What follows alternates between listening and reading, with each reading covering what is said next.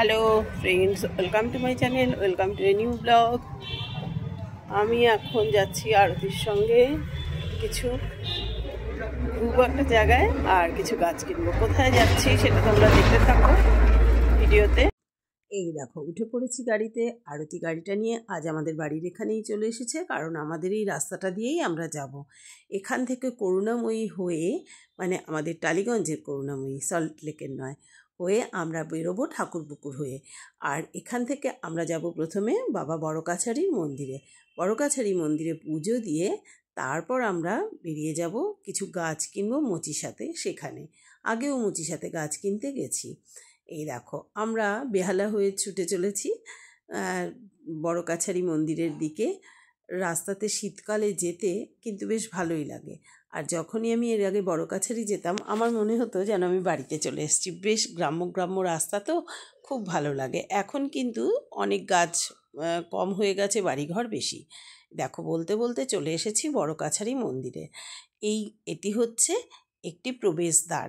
এরপরে কিছুটা গেলে টার্ন নিলে ডান দিকেই মন্দিরে পৌঁছে যাব আমরা।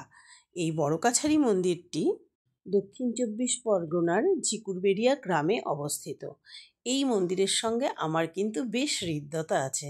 বাবা বড়কাছারির কাছে আমার শ্বশুরবাড়ির সবাই মানত করেন যে সন্তান হলেই প্রথম এখানে পুজো দিয়েই প্রসাদ মুখে দেওয়া হবে। আমার বড় ছেলে, আমার ছোট ছেলে, আমার নাতনি, সেই অনুযায়ী সবাইকেই আমরা হওয়ার পরে এখানে প্রথম পুজো করাই, তারপর প্রসাদ মুখে দিই। তো আমি অনেকবার এসেছি, আমার বেশ ভালো লাগে। আজ আরতির সঙ্গে প্রথমবার। আর বাবা বড়কাছারি কিন্তু ভীষণ জাগ্রত দেবতা। সবাই এখানে এসে বাচ্চাদেরকে গোপাল নিয়ে এসে পুজো দেয়। আর অনেকে আছে আবার বাচ্চার ওজনের বাতাসা দিয়েও এখানে পুজো দেওয়া হয়। আমরা প্রায় পৌঁছে গেছি মন্দিরের কাছাকাছি।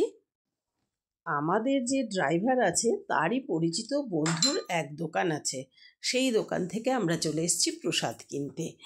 এই দেখো। আর বাবা বড়কাছারি মন্দিরে যারা এর আগে এসছো তারা নিশ্চয়ই জানো, কিন্তু আমি একটু বলে দিই তোমাদের। এখানে এই যে পুকুরটি আছে, এই পুকুরটিও কিন্তু খুব বিখ্যাত। এই পুকুর থেকে জল তুলে নিয়েই বাবার মাথায় ঢালা হয়। আবার অনেকে এই পুকুরে স্নান করে ভেজা কাপড়ে ডন্ডি কাটে বাবার মন্দিরের চারপাশে। আমরা জল তুলে নিতে নেমেছি এখানে, জল ভরে নিয়ে বাবার মাথায় ঢালবো বলে।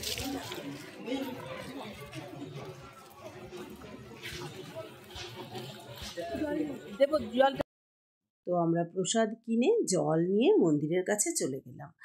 আর এই মন্দিরে এই যে কাগজগুলো দেখতে পাচ্ছ না, এতে সবাই মনের যা চাওয়া পাওয়া সেটা ভগবানের উদ্দেশ্যে লিখে এখানে টানিয়ে দেয়। আর পূরণ হলে সেই মনে আসা মনোবাঞ্ছা, তাহলে সেই পরে আবার এসে কোনো একটা কাগজ করে ঠাকুরের কাছে পুজো দিয়ে যায়।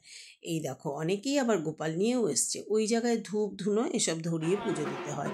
আমরাও খুব ভালো করে পুজো দিলাম, কারণ বেশ ফাঁকা ছিল মন্দির। আর মন্দির ধুইয়ে পরিষ্কার করে দিয়ে নতুনভাবে পুজো যখন শুরু হচ্ছে, তখনই আমরা গিয়ে মন্দিরের কাছে পৌঁছেছি। বেশ দাঁড়িয়ে রইলাম। তারপর মন্দির পরিষ্কার হতে প্রসাদ চড়িয়ে সুন্দর করে ভেতরে ঢুকে ভালো করে পুজো করলাম। ভেতরে বাবার যে ফটো, সেটা নেওয়া যাবে না, তাই তোমাদেরকে বাইরে থেকেই দেখালাম। তোমরাও কিন্তু কখনো মনের আশা কোনো থাকলে সেটা পূরণ করবার জন্য বড়কাছারিতে পৌঁছে যেতেই পারো।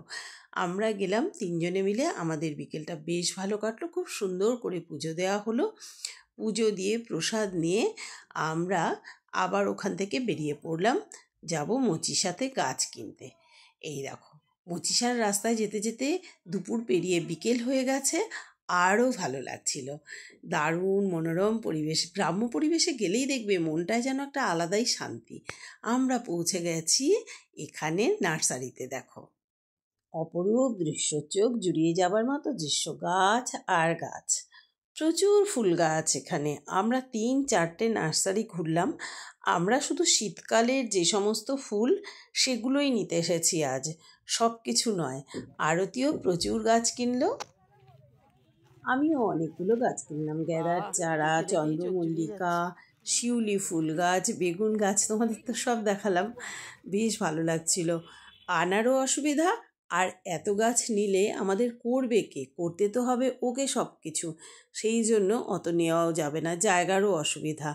যতটুকু সম্ভব হলো আমরা গাছ কিনে নিয়ে গাড়িতে ভরে নিলাম, নিয়ে রওনা হয়েছি এবার বাড়ি ফিরবো বলে। সন্ধে সন্ধে হয়ে এসেছে, কিন্তু দেখো সানসেট আর রাস্তার এই দৃশ্য কি ভালো লাগছে। যাই হোক, ফেরার পথে আমাদের দেরি হয়ে গেছিল, আমরা চাটাও খেতে পারলাম না তাড়াহুড়ো করে, কারণ আজ আমরা বাবার ওখানে গিয়ে পুজো দিয়েছি খুব ভালোভাবে। এটাই বেশ একটা মানসিক শান্তি। তারপর যা চেয়েছিলাম গাছগুলোও খুব সুন্দর করে কিনে বাড়ি ফিরে এলাম আমরা। এই দেখো, কাল তো তোমাদের দেখালাম এই গাছগুলো আমি নিয়ে এসেছি। এই যে বেগুন গাছটা যেটা দেখাতে পারিনি, আর হচ্ছে এ এখন লেগে গেছে গাছে জল দেওয়ার কাজে। এটা কিসের স্প্রে দিচ্ছ? এটা তো জলই দিচ্ছ। স্প্রে হচ্ছে না কি? শুধু স্প্রে হচ্ছে। আর এই সব টবের মাটিগুলোকে বের করেছে, টবগুলোকে আবার রেডি করে গাছগুলো এ করবে। পদ্ম দেখো, এখন এটা মনে হচ্ছে লাস্ট 33 পিস হলো না এটা নিয়ে পদ্ম ফুটেছে। এটা একদম ছোট হয়ে গেছে, কিন্তু আগেরগুলো সব খুব বড় বড় ফুটেছে। শীতকালে এই ব্যাপারটাই জানো তো, এই সবজি গাছ লাগালে খুব ভালো হতো। এইবার আমাদের একটু সবজি গাছ লাগানোর ব্যবস্থা করো। হ্যাঁ গো, শ্রাবণীর বাড়িতে পালং শাক, বাঁধাকপি, হ্যাঁ লোক আছে, কিন্তু আমরা একটু নিজেরা, তুমি পারবে না, একটু কষ্ট করে যদি করা যায় একবার, তাহলে সবাই মিলে। এটা ঠিকই, একা একা তো খাটুনি করা যায় না। গোলাপ গাছ আরতি কালকে কিনলো, আমার গোলাপ গাছ কেনা হলো না। আমি কিনলাম না, কারণ আমি জানি এতগুলো তোমার করার অসুবিধা হবে। রুনু, শিউলি ফুল গাছ